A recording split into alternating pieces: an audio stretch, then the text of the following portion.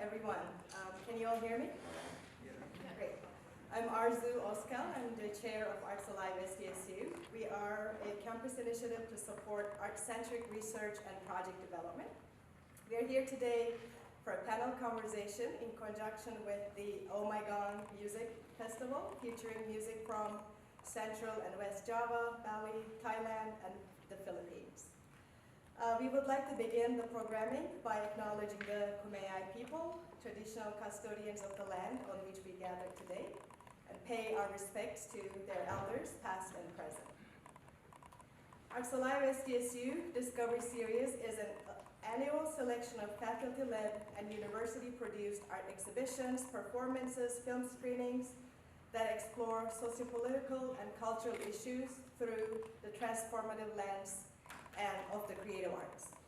The panel conversations allow us to explore the creative processes and give us an opportunity to hear directly from the creatives and scholars in regards to the cultural, social, and political movements that influence and inspire them. Our panelists tonight are Dr. Christina Sunardi. Christina Sunardi is an associate professor in the School of Music at the University of Washington and chair of Department of Dance. Her interests include performance, identity, gender, and spirituality in Indonesia. Dr. Meghan Hynson. She's an adjunct assistant professor of ethnomusicology at the University of San Diego, where she directs the Balinese gamelan ensemble and teaches courses in global music. And Professor Laurel Grinnell-Wilson. She is the director of the Javanese gamelan ensemble at San Diego State. She also directs the Javanese gamelan at Canyon Crest Academy, and she is the assistant director of the world music in the schools program at the Center for World Music. Moderated by composition graduate student Michael Jones, our guests tonight will explore concepts of gender identity and expression found through the arts, especially focused on performances in Indonesian music and dance. I would like to thank everybody who put this panel together. I know there's a lot of people working behind the scenes. Our Arts Alive SDSU production team are here. Thank you so much for everyone, as well as the SDSU leadership, the Campanile Foundation, and One SDSU for their support to Arts Alive SDSU. And before I hand over the mic to Michael, we invite everybody to check in through the QR codes provided on the walls so that we can keep track of attendance to our events and increase our chance of securing funding and support for future Arts Alive SDSU events. Thank you so much.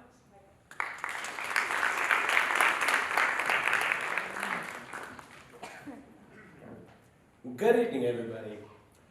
Welcome to Oh My Gong, a panel discussion featuring Dr. Christina Sunardi, Dr. Meghan Hynson, and Laurel Grinnell-Wilson. Tonight's discussion is presented with support from SDSU Arts Alive Discovery Series, the School of Music and Dance, the Mark Karwoski Fund, the Campanile Fund, Adams Endowment, and One SDSU.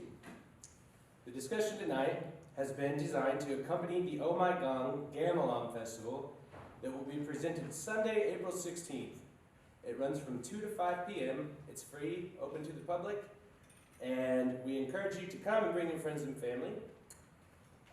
Oh My Gong is a one-day festival celebrating Indonesian music and performing arts.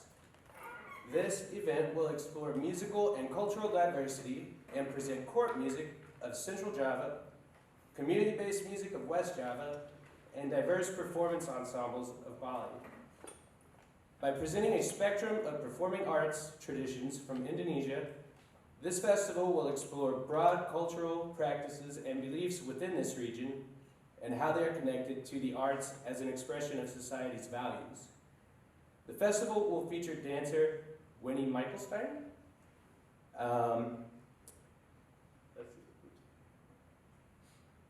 with the SDSU Javanese Gamelan Ensemble, and her father, E. Naoman Winton, featured dancer with the Gamelan Merdu Kumala.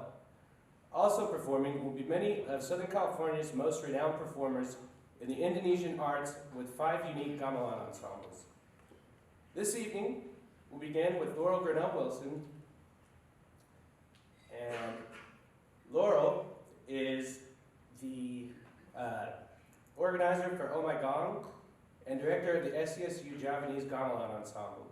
She currently teaches here at SCSU at University of San Diego and directs the Javanese Gamelan at Canyon Crest Academy High through the Center for World Music, where she is also the Assistant Director of World Music in the Schools program. Please welcome Laurel Grinnell-Wilson.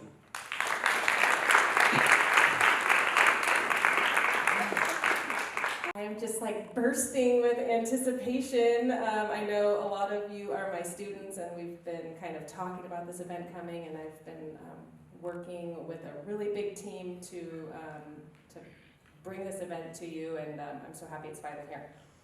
I have some slides to share here. Whenever we're ready. So first, I know it's a little bit of business up here at the front. I'll try and cut out on some of the redundancy, but I do have some very important thank yous that I'd like to announce before we really get rolling. First of all, thank you to you, because having you here is just really going to make this evening a lot more exciting, knowing that we're talking to people that we can engage with, and we'd really love to hear your questions afterwards, no matter how simple or complex they might seem to you. So thank you for being here. We're going to unfold some of the intricacies of and relationships between Indonesian performing arts, gender, religion, and society. And I want to take a couple moments to say thank you to some people, especially the Arts Alive team. Thank you. They've been with me since the beginning, since we started thinking about Oh My Gong for the last 12 months.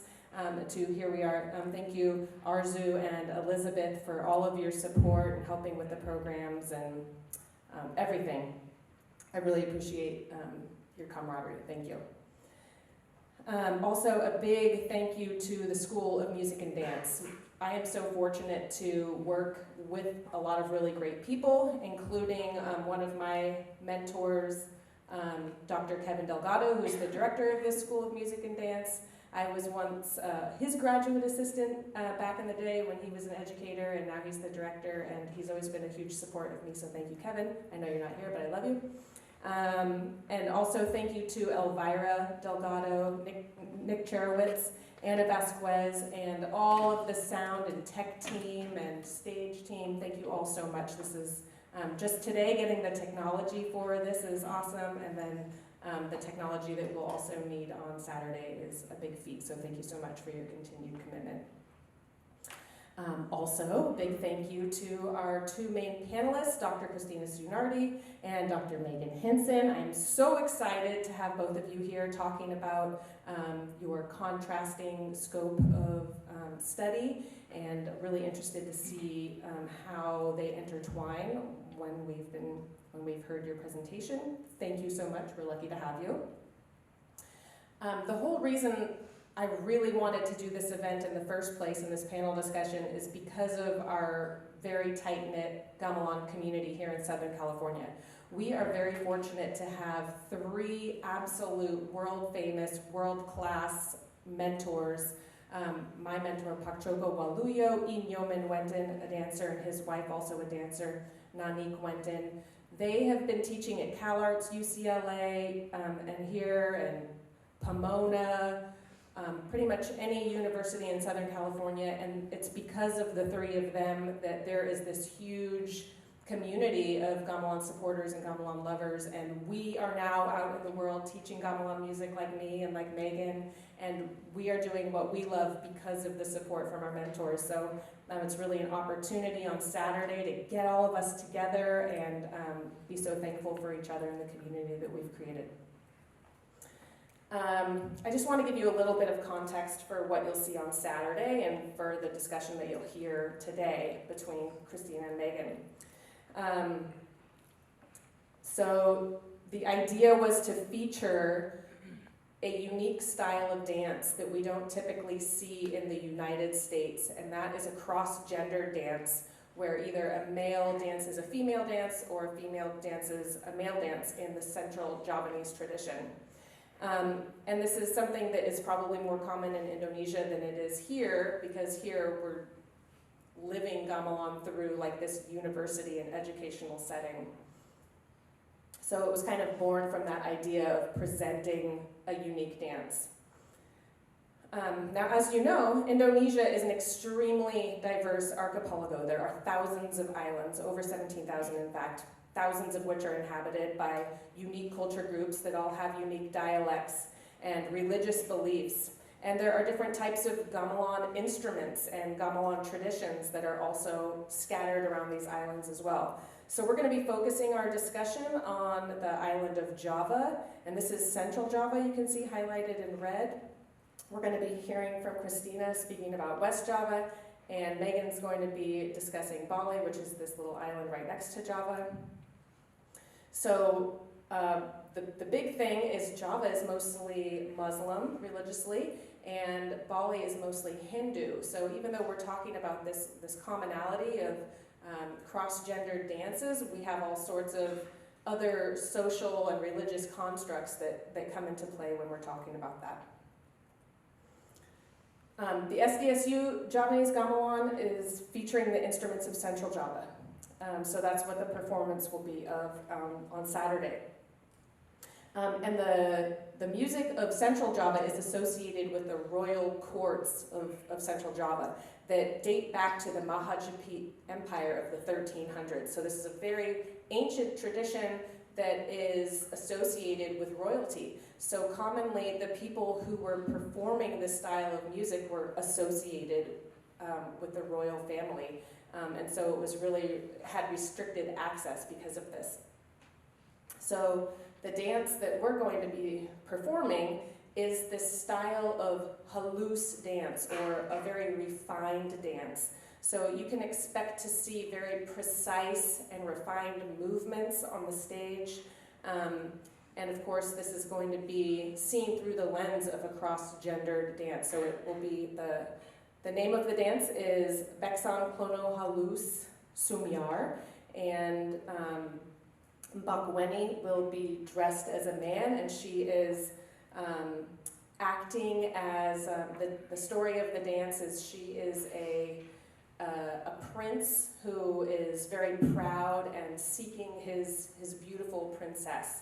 So it's kind of like a love story, and we'll see it through that lens of the cross-gendered dance. In the instance of the Central Javanese tradition, the concept of having a female dance a male dance, or vice versa, could have been born out of something as simple as need, for instance, because we have that restriction of the royal family and the royal extended family being allowed to perform this tradition. It could have just stemmed from need. So having a dancer because of their skill and not because of their gender.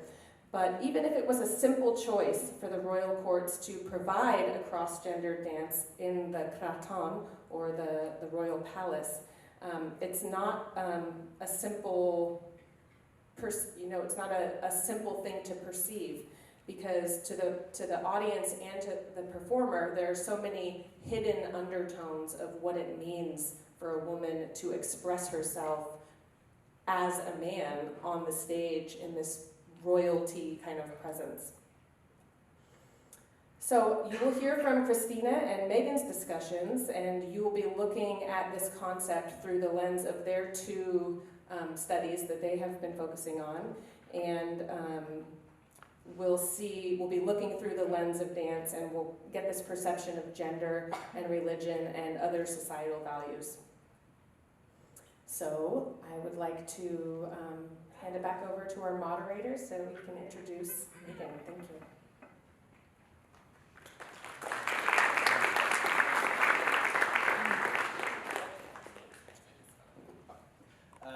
Our next speaker is Dr. Christina Sunardi. Christina is an associate professor in the School of Music at the University of Washington and chair of the Department of Dance. She has been studying and performing Javanese music and dance since 1997 in both Indonesia and the United States, earning her PhD in music from the University of California, Berkeley in 2007. Her book, Stunning Males and Powerful Females, Negotiating Gender and Tradition Through East Javanese Dance is about gender, power, and tradition, and draws on ethnographic fieldwork spanning from 2005 to 2007. Christina joins us via Zoom from Washington State. Please welcome Dr. Christina Sunardi.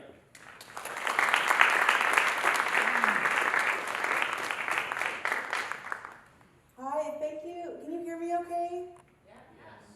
Great, great. Thank you so much for inviting me to participate in this festival, and many thanks to Laurel and everybody who's organized the Zoom setup. I know it's really complicated to do these hybrid situations here, so it's really an honor to be present with you through Zoom here from Seattle. Let's see, I'm going to share my screen. I have some slides to show. So here is my presentation, and I'll put it on presenter view so it looks a little nicer.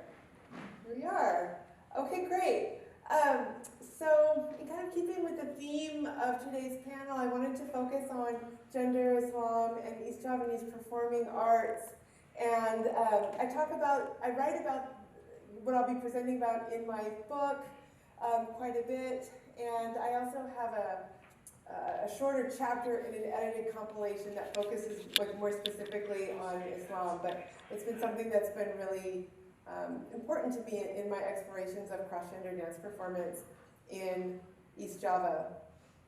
So when in Java, Indonesia, it is hard to forget that one is in a place where the majority of people are Muslim, including in Malang, East Java. I'm trying to slide you to the map. So you can see where Malang is on the map there. I had the honor of studying music, dance, and theater there in Malang. When you're there, it's hard to not see the many mosques and musholas, or prayer rooms, interspersed between homes and stores in villages and cities. It is hard not to hear the call to prayer emanating simultaneously from many mosques and musholas through loudspeakers, conveniently giving one a sense of the time of day. It is hard not to notice women wearing headscarves in various colors and styles. It is hard not to touch a tunic at a store specializing in Muslim fashion. It is hard not to internalize Arabic words that are sprinkled in spoken everyday Indonesian, the national language, and spoken everyday Javanese, a local language. Assalamualaikum, a friend calls out to announce their visit to your home. Walaikum salam, you respond. As mentioned, I conducted fieldwork in Malang from 2005 to 2006 and also in 2007. Since 2007, I've made several trips to continue studying with my teachers and to visit and to see more performances, although my last performance was in 2015. Gotta get back soon. While in Malang, I focused on gamelan music, which is a type of music that's played on an ensemble comprised mostly of gongs and keyed percussion instruments, as you saw in the previous slides. I also studied dance as well as theater accompanied by gamelan. Being in artistic circles in Malang, the presence of Islam was strong, as in daily life. By far, most of the gamelan musicians and dancers that I consulted were Muslim, albeit of different degrees of piety. Muslims sponsored and attended performances, as you can get a sense of in this photo. It's kind of a close-up of one of the earlier ones. You can see women wearing headscarves here, for example. Some performances were held for Muslim celebrations, such as circumcisions, to celebrate a boy's transition into adulthood. Performances were also held sometimes in explicitly Muslim spaces. For example, I attended a performance at an Islamic boarding school.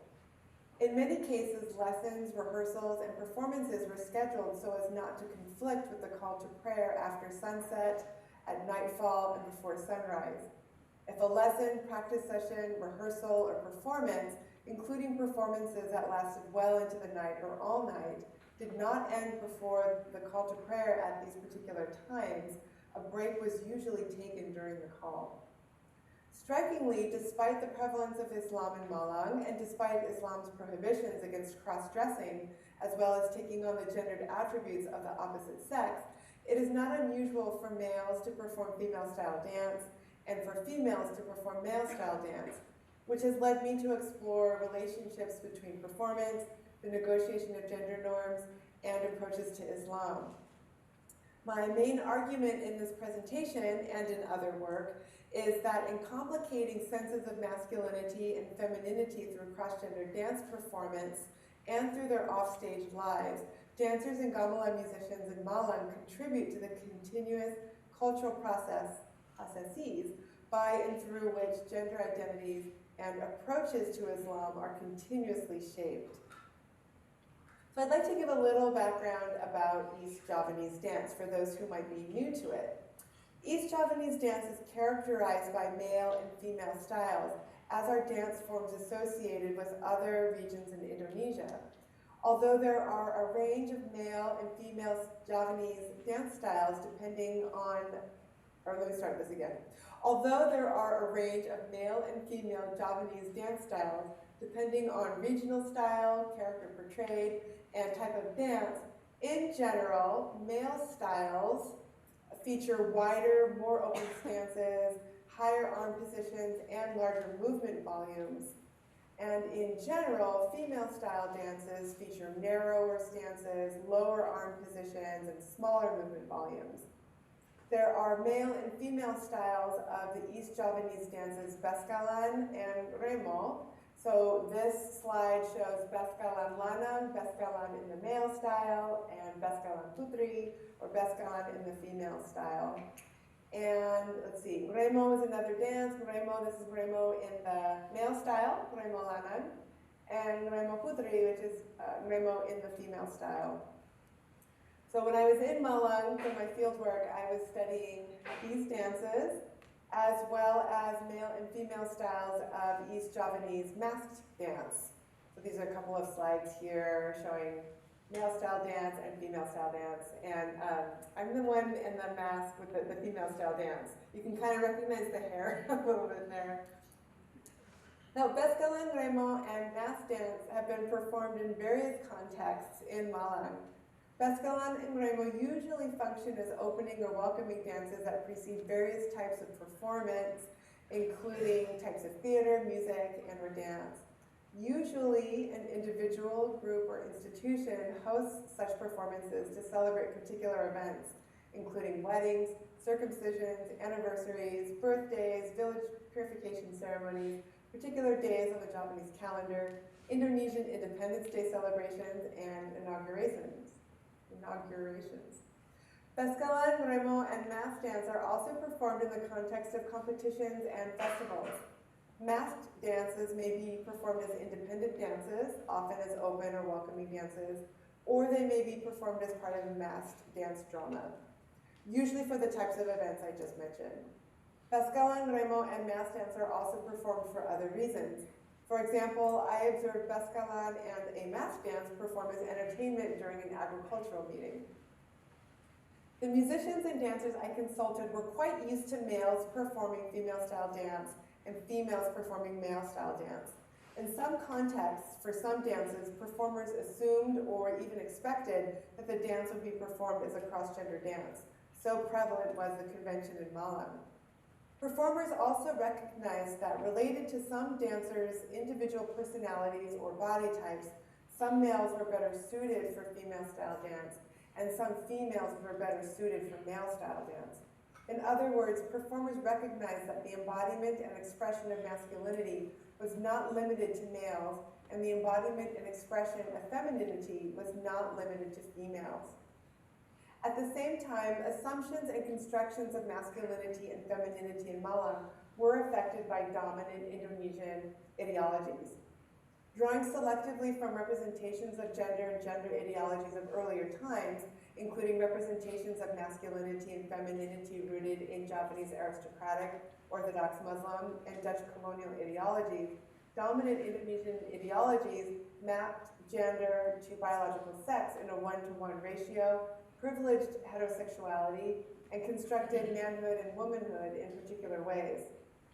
Since the 1940s, dominant discourses have encouraged males to be brave, strong, handsome, deep-voiced, and to act as leaders of their households, communities, and nation, all the while a more physically powerful, larger-looking male body type came to be held up as a model of manliness. This replaced a cultural preference given to a more slightly built, but spiritually potent and highly refined male figure. Following the Indonesian Revolution, which spanned from 1945 to 1949, dominant ideologies of ideal female subjects have encouraged women to be refined, light, quiet, and dedicated to the home and their social roles as wives and mothers. This contrasts with the roles that women have historically played and continue to play as soldiers, traders, social and political organizers, and leaders, among other roles. In creating public cultural space for dancers to embody the gendered attributes of the opposite sex through the performance of Beskalan, Remo, and mass dance as cross-gendered dances, the dancers and musicians I consulted and observed played multiple social roles in regard to gender. On the one hand, performers were reifying dominant norms by articulating ideal constructions of male and female in terms of physical appearance, behavior, and sonic attributes established through established dance styles. On the other hand, performers were pushing at and redefining dominant constructions of gender by undermining a one-to-one mapping of biological sex and gender role. The prevalence of such gender negotiation through cross-gender dance in Malang, a place where the presence of Islam is so strong, has led me to think further about relationships between the performing arts, senses of gender, and approaches to the religion. For time, I'm going to kind of skip down and just get to kind of the meat of what I am sort of talking about here. And there's a couple of theoretical concepts that have been really helpful to my thinking, one of which is this idea of female masculinity, which Judith Halberstam writes about in a book. So this is this idea of masculinity that is expressed and produced and embodied by female-bodied individuals, and it's distinct and different from male masculinity. I also draw the concept of male femininity by Tom Belstorff, which analogously is femininity that is produced and owned and embodied by males or male-bodied individuals. And then there's also this notion of contingent masculinity that Evelyn Blackwood presents in her work, which is this idea of the way that gender is expressed can depend very much on the context. So if somebody's in context A, they express their gender a certain way, and when they're in context B, they may express it very, very differently. So these ideas have been very useful in my research and sort of thinking about gender expression through performance in East Java. And I should mention that the sort of, again, kind of the main argument here that I'm looking at is this idea of performers, both musicians and dancers, complicating notions of gender through their participation in performance. So how are they doing this? In a variety of ways, and again, in doing so, they were also expressing these different approaches to Islam. So some performers separated religion from art. The musician Komari, as we see here, asserted that there are separate times for prayer and separate times for art, and that, quote, it was not art if these two activities were joined, unquote. Komari did not have any problems with being Muslim and playing music. He said that his feelings are not hurt if other Muslims say that playing music is not permitted. He believes that it is up to, quote, the one above, implying God. Komari's views on piety and the performing arts are important because as a Muslim musician who accompanies dances performed as cross-gender dances, like other Muslim musicians who do so, he was participating in and contributing to the expression and cultural production of masculinities and femininities that complicated dominant norms. So let's watch a short video in which Komari is playing. He is accompanying Remo Putri, a female-style dance being performed by male-bodied dancers. The video starts with footage of the dancers and then goes to the musicians. And I should mention too, I recognize that the terminology kind of around gender has changed since the time that I published my work.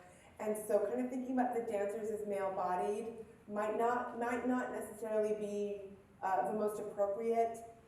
But we could maybe think of them as dancers who were assigned male at birth.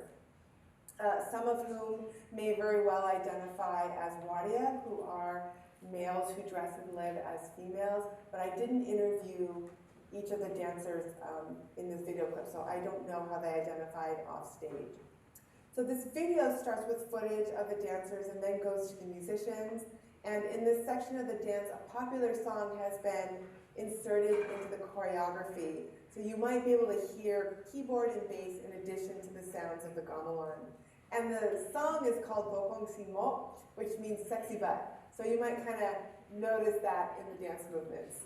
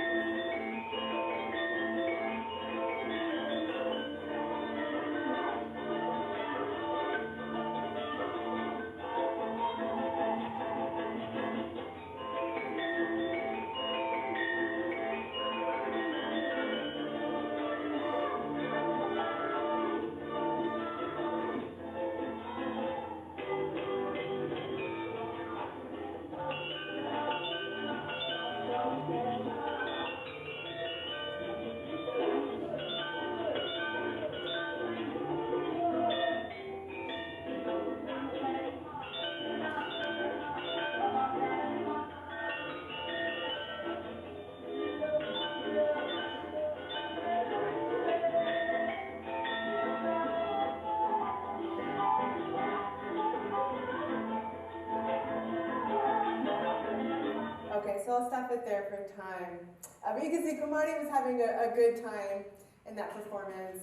And by participating as a musician, he was contributing to the articulation of male femininity, a complex sense of gender that complicates dominant norms.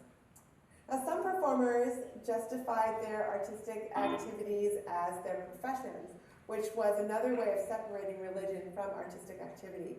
For example, the vocalist and dancer Sri Handayani, pictured here, did not have a problem with her religion, she identified as Muslim, and her profession as an artist. Responding to my question as to whether she ever felt any incompatibility with her religious beliefs, she explained, quote, "No, that is our work, you know. Why should we feel ashamed? Why? It is our work, right? Our work in order to eat, right? As far as religious matters, that is between us and the one above. Yes, so work and religion cannot be all mixed up. The important thing is that we are right, yes? Work a job that is halal," unquote. In using the word halal, that which is permitted or allowed by Islam, Sri was evoking Islam in order to legitimize her profession as an artist. This is a striking assertion for a number of reasons, one of which is the immoral, licentious stereotypes of female singer-dancers in Java. Invoking Islamic discourse, she was insisting on the rightness of her profession. Secondly, one type of art that she performed was Remo Tayu, a male-style dance. And she's pictured here in a Remo Tayu outfit. The Remo Tayu is a sub-style of the male style of Remo that is almost inevitably performed by females. And here I have a slide that compares a typical costume for men performing Remo Lanang and women performing Remo Tayu. And you can see how the women create this really interesting, complex sense of masculinity through their makeup and costume, especially when compared to the male dancers who perform male-style Remo. So as far as Sri goes, notice the style of her top and the way that she has it fastened. It accentuates the hourglass shape of her figure. Also, you notice she has on a little vest that shows her arms and the top part of her shoulders, which are rather erotic in a Muslim majority context in Java as compared to the male style dancer's long sleeves that cover his entire arms. Also, her makeup and jewelry is recognizably feminine, particularly in the style of her eye makeup. It's kind of hard to tell in this picture, but she has on false eyelashes to, accentuate the femininity of her eye makeup. And she's used finer lines to draw on her mustache and to accentuate the shapes of her eyebrows. So we can compare this to the male dancer who has really thick eyebrows and a kind of thicker lines for his mustache and the line below his lip. Really heavy use of blush on his cheeks, under his forehead, and on his chin. And then he's also used a suri, like other Remo Tayu, undermined a clear separation between maleness and femaleness through Remo Tayu, not only in terms of their costuming, but also when they would sing in the dance, because when they sing, as is common for many Remo dancers to do, you can hear the sound of their female voices emanating from this sort of male style. There's other differences, but for time I'll just show a video clip so you can see what Remo Tayu looks like and kind of get a sense of what it sounds like hearing the women performers performing in this sort of quasi-male dress.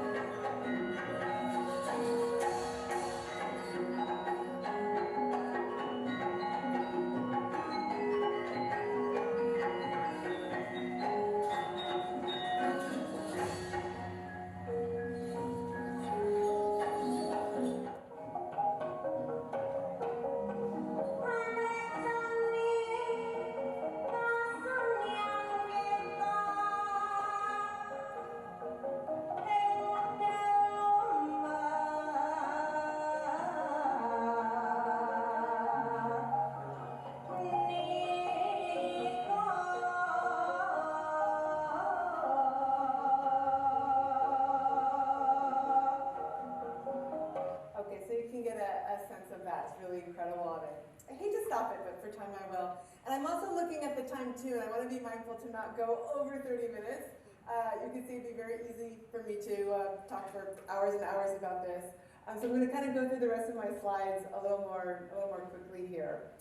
So we've heard from a couple of artists who really talked about the separation between kind of Islam and their work, or Islam and art as a way to negotiate being Muslim and artists, or just to be Muslim and artists. It was kind of natural for them.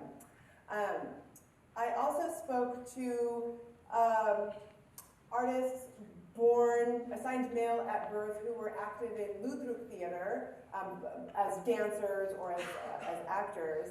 And Ludruk is a type of East Javanese theater that has historically been performed just by males. In Malang, it continues to be mostly performed by males, although in other cities it's more common for females to perform female parts. And the males who perform female roles are called Tandak Ludruk or Saniwati. And I spoke to a number of Tandak Ludruk or Saniwati, including one person who identified as a man in his daily life and as a Muslim, and he talked about how, he talked about the importance of having a flexible and tolerant approach to the religion, and that he was a Saniwati, but he also participated in the 5 prayers a day, and he didn't have any problems being a Muslim person who performed female style dance. And he also recognized the femaleness in his own self, talking about how he had to kind of find in his own self the way to coquettishly move the neck or to smile when performing female-style dance, and talked about feeling like a woman as he was heading onto the stage. So he talked about that, and he talked about support in his community, which was predominantly Muslim, that people supported his career and asked him where he was going, are you performing tonight? And so he found that. I did also interview an artist who identified as a wadia, which is a culturally sensitive term to talk about males who dress and live as female in Indonesia, and it's a pretty well recognized category of gender in Java. And I did speak with a wadia artist who didn't find necessarily the same degree of acceptance, and talked about discrimination against wadia and the importance of having the stage as an outlet to embody one's sort of female heart and sensibility. This person also did identify as a Muslim, and also talked about wearing a headscarf when they go into a mosque, for example. So taking on a sort of feminine Muslim attire when going into a mosque. That person, Mama Samsu was their name, also talked about the importance of propriety, and really kind of spoke to respectability politics. And she talked about how she really doesn't like the fashion show that is part of a lot of contemporary Lutheruk performances, which is pictured here. And you can see the outfits are very often internationally inspired. And she didn't care for the short skirts and the tight dresses, because she thought that in Lutheruk it was more appropriate for dancers to show the refinement of Javanese womanhood through traditional dress, like is pictured here. So I highlight that in my work to show that this is one way that artists like Mama Samsu were really countering a lot of negative stereotypes about wadia as sex workers and being licentious as well. She's really speaking to the importance of being respectable Javanese women, or projecting Javanese womanhood. So to conclude, I've just spoken about a few ways that artists sort of negotiate being Muslim with their work as art, and my main argument has been in complicating senses of gender on stage and off stage. Artists in Malam were complicating notions of Islam and what it means to be Muslim in Indonesia, and they were very much showing, or they were manifesting, this notion that the anthropologist Timothy Daniels calls the Islamic spectrum in Java, where there's just a real spectrum of ways of being Muslim, from very orthodox to not so orthodox, and expressing piety just in a variety of ways. And that's something that he and many other anthropologists and other scholars of Javanese religion have been really interested in for many decades now. So this is kind of my contribution to that scholarly conversation. So I think I'll leave it there, and thank you so much for listening, and happy to get into more details during the Q&A.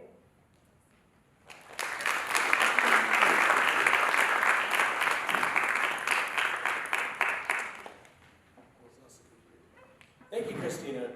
Our next guest is Dr. Meghan Hynson.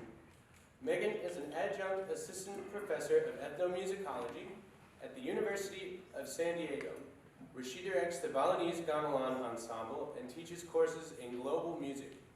Her primary research examines development and sustainability in Balinese shadow theater music, Gender Wayang, and issues of gender and sexuality in amongst the comedic cross-dressed characters of Balinese dance drama.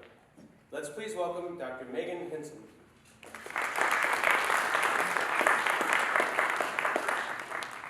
Thank you, and I just want to thank Laurel for putting on this and organizing this incredible festival, and for all of you coming out here today to attend this talk. It's really nice to follow after Christina, whose work has really kind of helped me frame and shape some of this work that this is newer work that I'm doing in Bali. So I stumbled on these comedic cross-dressers in Bali a couple of years ago, and undertook study, and I've read a lot of Christina's work, so it's just an honor to present following her today. So let me just pull up my presentation.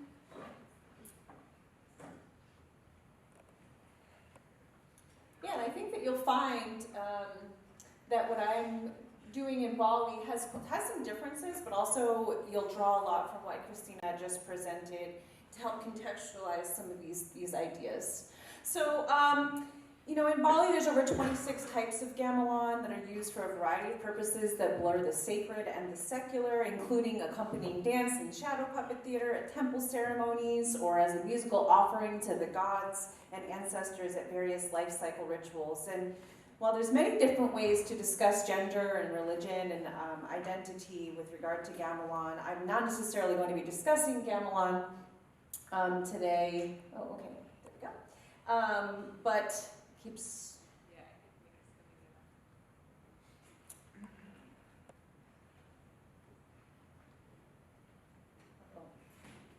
Technical difficulty.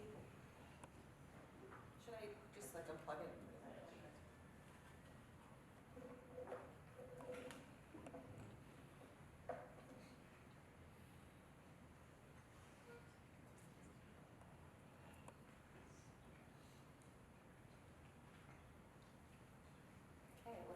Sticking. All right. I'm not necessarily going to be talking about gamelan today. However, I will be discussing some of the cultural practices and beliefs connected to and expressed and perhaps transgressed in the wildly popular contemporary dances in which individuals are cross-dressing to portray female characters and drawing on lewd jokes and sexual innuendo for comedic entertainment. So my paper presentation today is called An Artistic Space for the Balinese Banci. Christina spoke about the word waria, which is men who dress and live as women, and the Banci term, which I'll discuss more thoroughly in my paper, is more of a derogatory term for these same people who inhabit this kind of sexual space. Comedic cross-dressers in contemporary Balinese dance drama. So I want to start my presentation tonight by watching a video example, just so you can get a sense of what it is I'm talking about. This video was taken in the summer of 2019 at an all-night Chalonarang dance, which takes place at the cemeteries in Bali, where my colleague, pictured here with a big smile on his face, Iwayan Sudirana, was drumming with the gamelan, and during the performance, this male dancer, and when I say male dancer, I'm talking about male-born dancer, cross-dressing as a female who's called a liku character in Balinese dance drama. I'll talk about the liku in a moment as well, with the stage name Gek Rempong. And they came out completely captivating the audience with their wild humor and sexual references. You can see a clip of the performance here. Please pay attention to the upper left corner of the screen where I have included some subtitles. I'd also like for you to just pay attention to some of the body language of this dancer, because as I will talk about, contrary to Christina's presentation, where a lot of the male dancers dressing as females would continue to embody female movements and female sort of body language, the male dancers dressing as female dancers in this context are not necessarily acting in a way that is typical of a female person in everyday society. Sini, itu tukang gongan lihat tetap bondingnya cara Vespa. Bonding mau di Vespa, mau dikit gede cepat tulik kenapa kan sih sini? Apa nih? Kalau mau sama dia, ayo di mana kita lah? Prajadi jijik, dasar laki-laki prajadi jijik, pokoknya di sebuah jujur itu masih aja. Yeah, so you saw the sort of gyrating of the hips for a moment there. So I was stunned by the audience response and asked Iwayan Sudirana about this dancer after the show. Our discussion revealed a popular new trend in Bali of cross-dressing comedic characters in Balinese dance drama that led us to examine this trend and down on this research project. So drawing on interviews with some of the most famous comedic cross-dressing dancers, this paper comments on a number of things. It comments on significant changes in the production and consumption of Balinese dance drama, as this marks a development from serious to comedic entertainment in Balinese dance drama. It also comments on the lived experiences and subjectivities of the performers, and as Christina had mentioned, some of whom are male identifying but dance as female, some are waria, and so I sought to kind of capture their lived experiences, many of whom are in everyday life are labeled as in-between gender or banchi, to explore how they negotiate tensions surrounding gender and sexuality and use cross-dressing to express their sexual identities and individual feelings of maleness and femaleness, and there's a wide range here. Also to examine how these dancers are confronting and shaping local, national, and global constructions of gender and sexuality through their highly visible and lucrative performing careers and social media presences. And as I'll discuss, these are some of the most well-paid artists in Bali today, which is very interesting to note. And also they have incredible social media followings, and so I'll talk about that.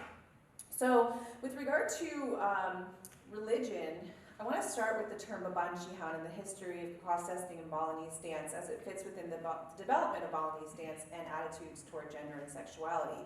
So throughout Indonesia, scholars have noted that transvestism and androgyny, or gender neutrality, are part of a centuries-old Hindu Javanese and Hindu Balinese imagery in which a third sex, or in-between gender, represents cosmic power. And this has been discussed by a number of people, including Christina. This is articulated in the Hindu philosophy of Ardha Narishvara, in which the Hindu deity Shiva is combined with his consort Parvati and is depicted as half male and half female, equally split down the middle. And you can see this here in the illustration. On the left here would be the Shiva, and on the right here would be Parvati. This concept is found in Bali, I've seen this term interpreted in another way, in the notion that God is composed of three genders: male, nara, female, swari, and half, or ardha, a gender of both male and female characteristics. And this is also transferred into everyday society, in which certain individuals maybe have that are male may have very female characteristics, and vice versa. So this concept of Ardha Narishvara is found in Hindu art, dance, and ritual. However, attitudes toward homosexuality, transvestism, androgyny, and sexuality in everyday life continue to be stigmatizing and marginalizing, and there seems to be kind of a blurred line here where if you're someone who is male who dances a female role, you're often associated with being homosexual or transvestite or androgynous. In Bali, this is especially stigmatizing in a society where the worship of ancestors is at the forefront of the culture, and those on the sexual outskirts of tradition who might not continue the family line and inhabit a sort of marginal sexual space face immense pressure and scrutiny from family and society.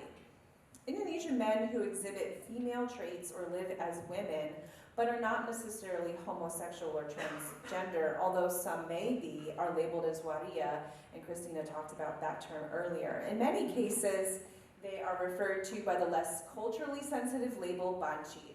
While banchi refers to a kind of person who has the characteristics of the opposite sex, it has been adopted to describe Balinese dance as well.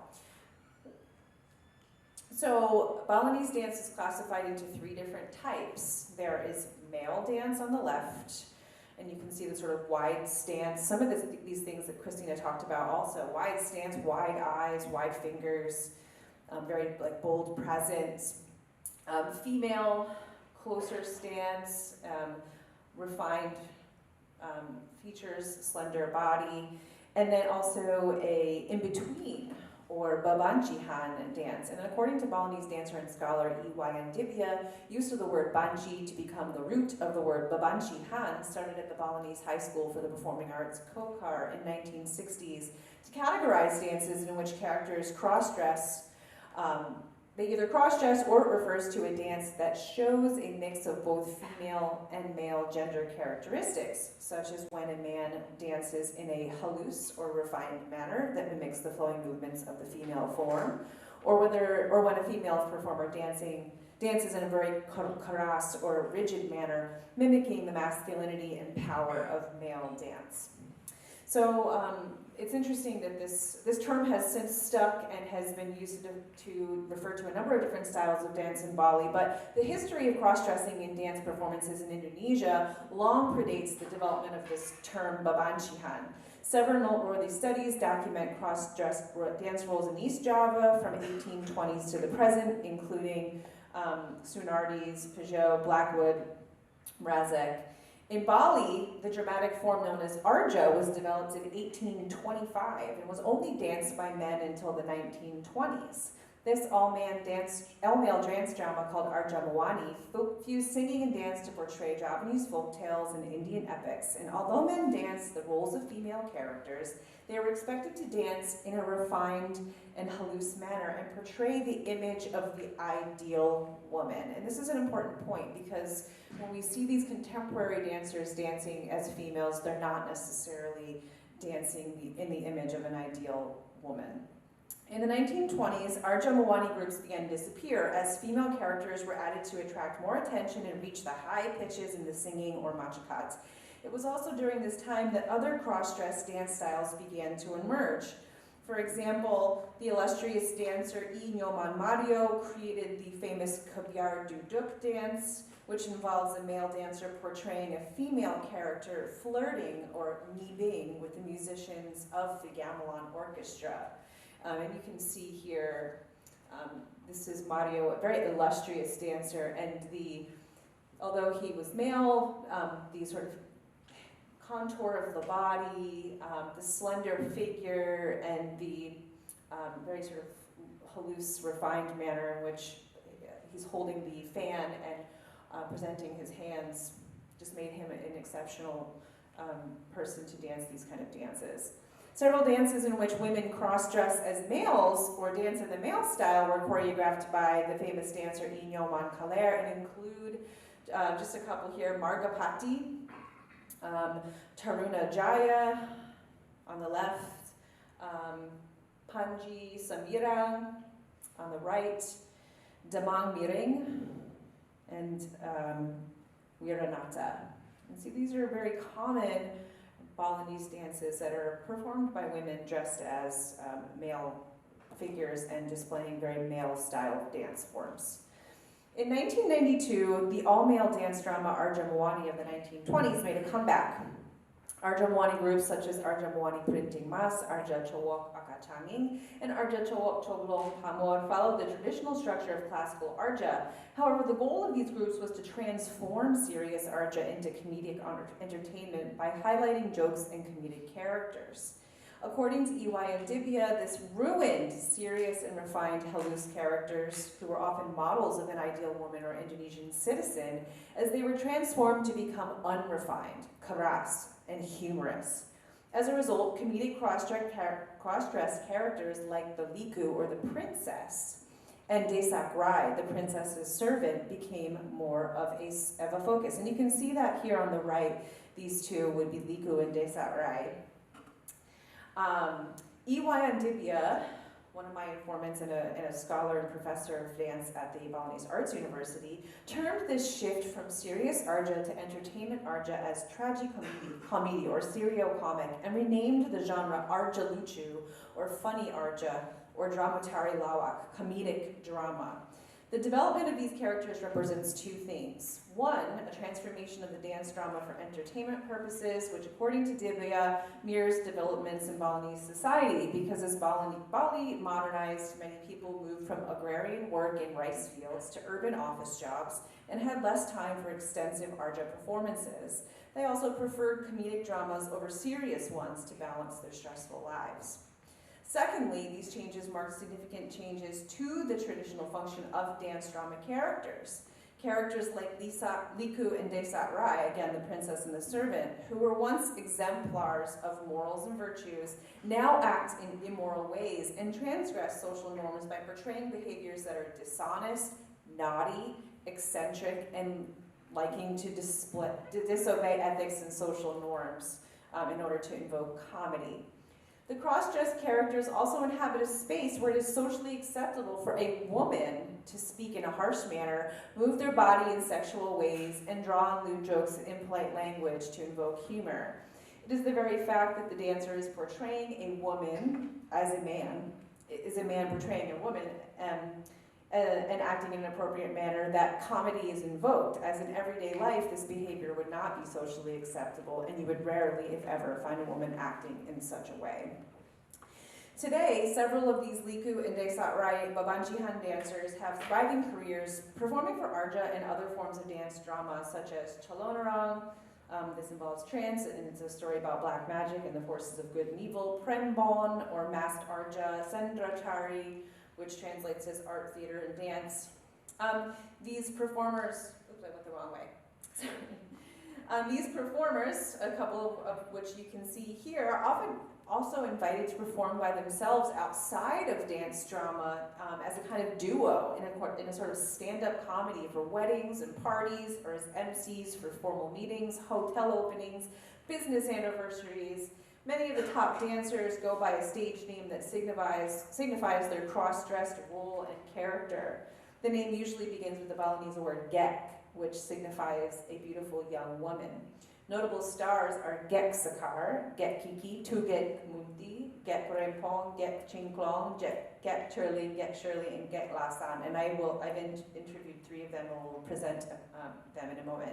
In interviews with these well-known performers, I've sought to understand their attitude about Babanjihan dance and explore how they navigate Balinese and Indonesian ideological tensions surrounding gender and sexuality, and how that might tie into their own sexuality. From preliminary interviews with three dancers, I have found that there's a wide spectrum of sexuality that these dancers identify with off stage, including married biological males who have male characteristics, males who exhibit female traits and may be considered waria or banshi, and those who have actually undergone changing from a man to a woman through Botox, hormones, and surgery, who are referred to as transpuan, taken from the words transgender and perempuan, or woman. Igede Koman Kartonoyasa from the village of Buahan Tabanan goes by the stage name Gek Sakar, and he was actually one of the first Arja comedian dancers to really make a career doing this. And I'm just going to present a little bit of his story. He explained that in college he was asked to perform as a Liku dancer, and his parents didn't allow him. And that just shows some of the stigmatization around these cross-dressed roles in Balinese dance, that parents and brothers and relatives are like, no, don't do that, you're a man, why would you want to dance a female character? So they didn't allow him because the Liku character had a negative connotation, quote unquote. He joined the group as a different character, eventually dancing as the Liku character, but lied to his parents and snuck around for 3 years. His brother also didn't want him to dance a female role because he had been chased by a homosexual Liku dancer and had been traumatized. I want to show you a video of Kartonoyasa performing the Liku character in a Prembuan performance at the 2021 Bali Arts Festival, where he you can hear he comments in a very fast feminine voice on his quote-unquote night name, or Sekar, and in a masculine voice he mentions his daytime name, which is Kartonoyasa. This is a commentary on his hidden female personality. Notice his cross-dressed costume and the fast-paced feminine speaking voice of the Liku character.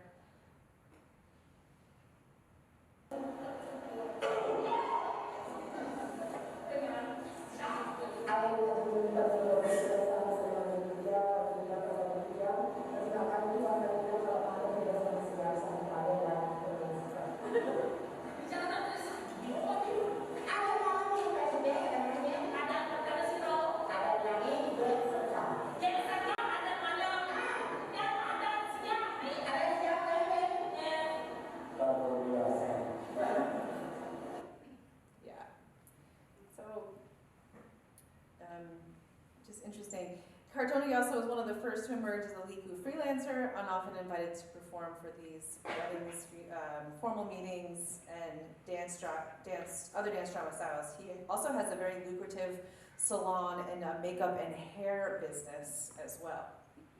Another Liku dancer is I Made Mortayasa, who goes by the stage name Tuget Mundi.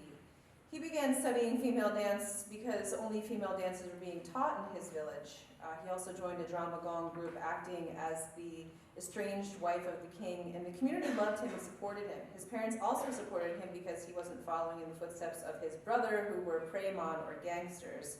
Although his parents supported him, his brother would often say, please don't be like a woman, and don't do any dances that are related to a woman character, because you might turn into that.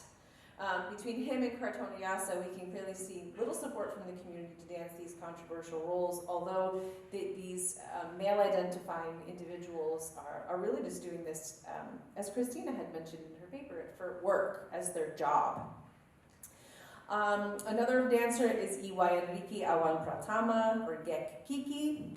This is quite different from Kartoniasa and Mortayasa, as she is a transgender Liku dancer, and in the newspaper as she wrote. She was caught, the family was confused and angry and wanted to burn her Galungan headdress, saying, quote, you are a man, why do you want to dance as a woman? Others called her an artist kampong, or a village dancer, or commenting on the fact that maybe she was performing sexual prostitution at night, which many of these dancers that sort of have that connotation, if you're a warrior, that you might be some sort of sex worker. Someone even threw a water bottle at her and said, aduh, itu sampah masyarakat, or the trash of society. Despite this, her parents now accept her, perhaps because now she's famous and the village recognizes her as a famous dancer. And I've seen this more increasingly as I've gotten to know some of these dancers, that they met with a real stigma and pushback from their families, but now that they've rose to fame, it's become more and more socially accepted. While being a Liku dancer does not mean that one is transgender or homosexual, Kiki is a good example of a dancer who is undergoing transformation. The existence of transvestites has a long history in Indonesia and have long been marginalized, especially by Muslim fundamentalists in Java. She is considered a transpuan, which is taken from the words, as I mentioned, transgender and perempuan, or woman, and refers to being in a state of transition. She does not want to be considered homosexual and eventually wants to undergo surgery to become a woman and be able to marry. Official laws concerning the legalization of homosexuality in Indonesia are not likely to change anytime soon, and because of the politicization of religion in the Indonesian constitution, or Pancasila, the first principle, belief in one God, makes religion part of nationalism in Indonesia, and none of the recognized religions accept homosexuality. Therefore, legalization of homosexuality would require a change to the constitution. In the third aspect of my project, I'm exploring the role that these dancers are playing in local and national ideas of gender. Historically, national gendered ideologies in Indonesia have been informed and upheld by the state. And as Christina Sunardi and Evelyn Blackwood mention out, mapping of maleness to men's bodies and femaleness to women's bodies in dance drama has been one way that the Indonesian government has shaped discourses and gender ideologies since Indonesian independence in 1945. As Sunardi's study shows, earlier generations of cross-dressers from East Java throughout the 1940s to 1990s have continued to uphold state constructions of gender, and this is arguably true of Balinese dance, even cross-dress dance, until the 1990s. However, Sunardi and several others note that embodying the characteristics of the opposite sex through cross-dress dance is also one way in which individuals can resist state-sanctioned constructions of gender, and this is certainly the case amongst these comedic cross-dressers. It is clear from preliminary observations that these dancers are not necessarily portraying the refined feminine qualities of the ideal woman, as cross-dressing dancers of the past had done. Given the extremely large audiences that these dancers are reaching through their YouTube shows and social media accounts, screenshots of several which you can see here, some with over 80,000 followers. Kartoniasa actually had like 100 and some, maybe 180,000 he said, but then he was hacked, so he had to start over. These mediascapes, whether they're YouTube or Instagram, are really important sites for cultural production and gender discourse, and represent spaces for individuals like these dancers to transgress dominant gender ideologies and shape the attitudes nationally towards sexuality in Indonesia at the local and international levels. It's really hard to gauge the degree to which whether there's a growing acceptance of this or not, but the number of followers of these dancers perhaps is a testament to a growing acceptance of these dancers and national opinions regarding sexuality. My collaborator, Iwayan Sudirana, actually, we polled 150 Balinese students at the Balinese Arts University to get a sense of what they think about Liku dancers. And a majority, you can see and I know it's in Indonesian, but I'll give you a little bit of a rundown here. A majority either had no opinion or liked the dance. However, about 27% still thought it was strange. So the top one here that says this is weird, it's a little bit off, and I don't really like it. So 4% said that. It's weird, but I like it. 21% said that that's what they thought about this cross-dressed dancers. I don't have an opinion. 2.7%. It's whatever. 23%. I like it, 17%, and I like it because it has some important cultural points to it. There's a number of other. But what this short poll does is kind of just maybe potentially shows that there's a little bit more of a growing acceptance towards this, and just towards sexual fluidity in general. Based on our interviews, social acceptance of Liku dancers and LGBTQ sexuality in general seems to be connected to a growing urban and cosmopolitan culture, as all of our informants felt that they had to hide in the city of Denpasar and be away from the judgment of their rural village communities where the tenets of Balinese Hinduism and the sort of responsibility to live up to like family norms and the temple were much stronger. The anonymity that urban areas like Denpasar provide and the city provides allowed them to be able to be themselves and express themselves as dancers and in whatever sort of sexual light that they saw themselves in. An element of globalization is at play here, as well as the internet and social media such as Instagram have allowed Balinese people to see open displays of sexuality from around the world. This has led to more freedom of expression in Bali and through Balinese social media and YouTube. I'd like to end with a short video of two of the dancers that I introduced briefly, Kartono Yasa and Myrta Jaya. They actually have a YouTube channel that they perform on together.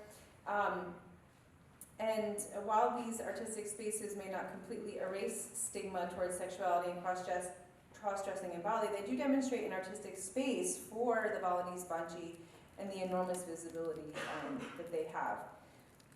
And as I mentioned, some of these artists are the most well-paid in Bali. So I'm still developing this project and plan to conduct several more interviews this summer with even more famous dancers. So any questions and comments are welcome, but let's just have a look at this. This was an endorsement that these two dancers did for a dentist office.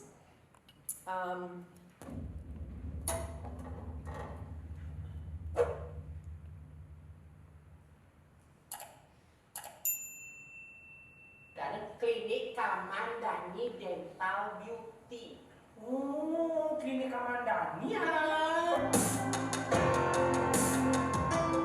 Short bit for you guys.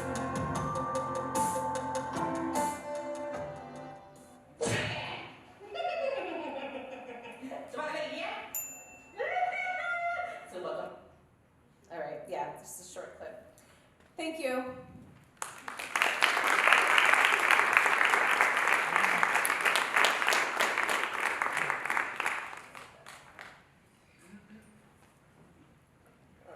Thank you, Megan.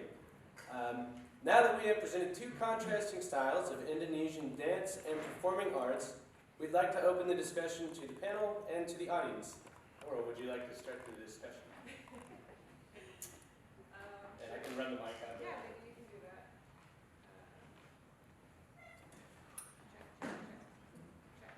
Check.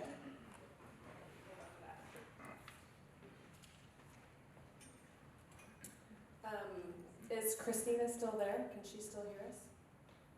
Hi. Yes, I can hear you. My first question is for you. You know, clearly your research focuses more on the Muslim tradition, and Meghan presented this concept that's based in the Hindu tradition of Indonesia. And I'm just wondering what cultural, you know, you're familiar with much of Indonesia, I know, and like general, like cultural behavior. And I'm wondering what similarities can you draw on the cultural appropriateness of cross-gender dance, despite this huge religious difference between these two islands and cultural examples? Yeah, that's such a great question. There's a number of thoughts come to mind, and I really appreciate Megan's point that, you know, like in Indonesia, like you have to be a religion, like it's on your ID card, so you have to declare a religion. And as she highlighted, like homosexuality, cross-dressing, it's not sanctioned in any of the religions, you know, so we're talking like Islam and Hinduism, of course, Catholicism, Protestantism, Buddhism, and more recently, Confucianism, right? Yeah. And so, in some ways, like me going there and being like, oh, how can cross-gender dance exist in a Muslim context? I think Tom Bellstrup actually writes this. Like, you could ask the same question in the United States because it's, you know, like if you're a primarily Christian society, like how can sort of like cross-genderness or transgender or, you know, homosexual, how can it exist here? And we certainly are seeing a backlash to, you know, LGBTQ plus folks in the US right now, which we can also kind of talk about. So I really appreciate Megan's point that like there isn't really a religion where that's like, on the one hand, in sort of day-to-day life, sort of like explicitly sort of tolerated, although individuals certainly have their own approaches, as you know, we were both, you know, speaking about. However, as Meghan talked about with the sort of ideas of like the Hindu deities and the importance of androgyny in, you know, in some of the deities, especially like Shiva and Parvati, I think that is also a really important component in cross-gender performance and androgyny, transvestism, kind of the recognition of Wadya as a gender category is because there are very deep Hindu roots in Java as well. I find that connection really, really interesting. And sort of culturally too, I mean, this is going back like several hundred years, so I'd have to think about this a little bit more, but there's a lot of really interesting historical connections between East Java and Mali too, kind of when there was like a really powerful empire that was centered in East Java called Mojopahit, not too far from Malang actually, but as that court was falling, some of the people from that court relocated to Bali, and so it brought a lot of like Javanese culture with them, and Mojopahit was a Hindu court, although Islam was starting to kind of come in kind of towards the end of the Mojopahit period. So there are some really important connections, I think, also to Hinduism. And then the sort of national culture is kind of an interesting construct to also think about in terms of, you know, in many ways I would dare say that the national culture is pretty dominantly Javanese. You know, like all of the presidents of Indonesia have been Javanese, and people from other cultures have certainly felt that Javanese dominance in politics. You know, the capital is like on the island of Java and stuff like that. So I think about the impact of Javanese notions of respectability and propriety, and like how that has been imposed on like the rest of the country. And even within Java, the notions of sort of central Javanese, like the court culture that you were talking about at the very beginning, and like the emphasis on refinement, sometimes that doesn't resonate with other people, even within Java, like the East Javanese, and people in Malang sort of prided themselves on being coarse or kasar. And you find this in other parts of Java, and people like Andy Sutton have written about this as well. And so kind of these ideas of Javanese politeness and attitudes and things like that, like I said, like they don't really resonate with everyone. So one thing that I also think about too is, how much expression are we seeing of local identity? Especially in like Beskalan and Remo in East Java, that are so closely connected to East Javanese-ness. There's some of that too. I don't know, am I answering your question, or am I kind of... Yeah, no, I think you did. And in fact, you touched upon this kind of overwhelming Javanese-ness that has spread over all of Java and into Bali. And one thing that I really think about when I was in Central Java and kind of met people and kind of experienced the culture, and even talking to my mentors and stuff, is that kind of the culture in Central Java, at least, is that yes, you are Javanese first, and even though you have to identify a certain religion on your card, your spirituality is Javanese-ness first. And part of that centuries-old tradition is of being, right here in the spice trade, where you're getting people from all over the world traveling through, is Indonesians and Javanese in particular have been able to take what they want from certain religions.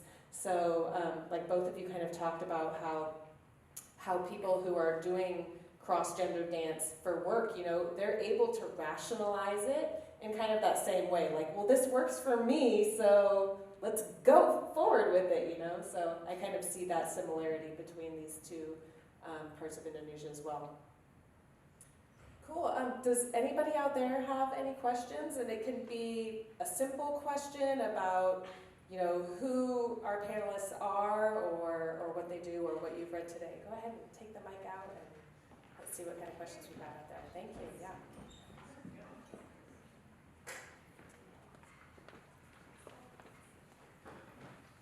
Hello, my name is Saul Garcia, and I'm a folk musician as well. So this is a question that kind of just wondering, as for you as an academic, Dr. Hynson, have you faced any challenges or limitations when presenting culture's evolving art form in an academic setting?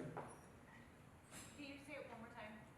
Have you faced any challenges or limitations when presenting a culture's evolving art form in an academic setting?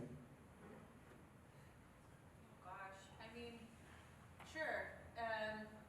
Being an ethnomusicologist and an American woman, I think is always just a challenge in and of itself. As someone who's an outsider who goes to Indonesia and learns the language and participates in the traditions and performs the music and does my best to learn as much as I can about it, to then present it to all of you in the best way that I can. I think that's always a challenge, because no matter what, I'm not Balinese. And I think that's something that I'm always trying to negotiate as an academic and as someone who does this work. But you do the best you can. Thank you. Yeah, thanks. Good question. Hello, my name is Christian Mejia. I had a question about, I think a lot of the discussion was about the expressions of genders through the dancers, and with the musicians working in a supporting role. And I was curious if there is a history of people who alternate between these roles, being able to express themselves more outwardly as dancers or conserving perhaps the identity through, or being in a more supportive capacity as musicians. So a person who can navigate these gender issues through also navigating life as a dancer and a musician, you mean? Yeah, I was wondering, is it really that people really select only one of the roles, or can people also alternate between both of them.